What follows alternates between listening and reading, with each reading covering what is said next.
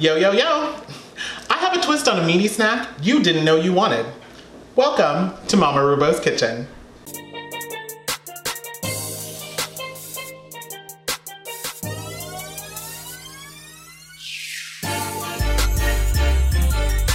Popcorn beef. Yeah, you know you want these. And if you don't, then you're weird, and weird people bother me. Okay, that's not even a little bit true. Like, I'm like the weirdest person I know. And I know a lot of weirdos. Anyways, beef. So, you'll want to use a cut that cooks quickly, like flank steak or that type that you can buy for stir fry, or what I'm gonna use, cube steak. So, I have some cuts of cube steak here, and what I'm gonna do is I just wanna cut these into small chunks.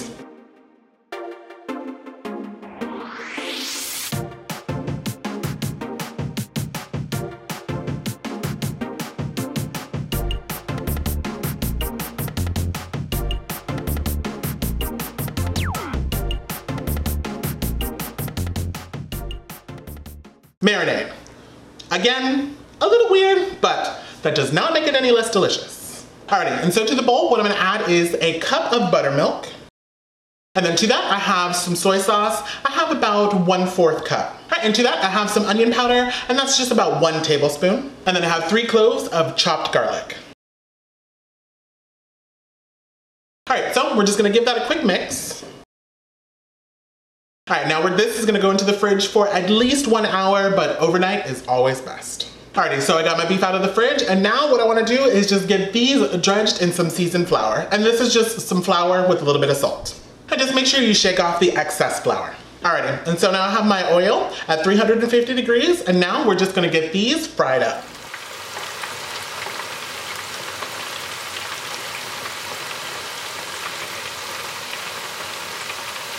Perfect. Now as those fries, we're gonna get started on the dipping sauce. Alrighty, so in a bowl, I'm gonna add some soy sauce, 2 tablespoons. And to that, I'm gonna add 2 tablespoons of agave nectar. Now, if you can't find agave nectar, then instead you can either use sugar or honey. Now there's honey also in the recipe, so you would just use extra honey. And then to that, we're gonna add the honey, about 1 tablespoon. And then I have some sesame oil, another tablespoon. Alrighty, and to that, it's gonna be 3 garlic cloves minced. And then we have some lemon juice, just 1 teaspoon. And then I have some sesame seeds, 1 tablespoon of that. And you can either use black or white sesame seeds. Alright, we're gonna give that a good mix. And then what we're gonna do is we're just gonna heat that up. Just wanna bring that up to a boil, reduce it down to a simmer for about 5 to 7 minutes, just so it gets nice and thick, and then we're ready to serve.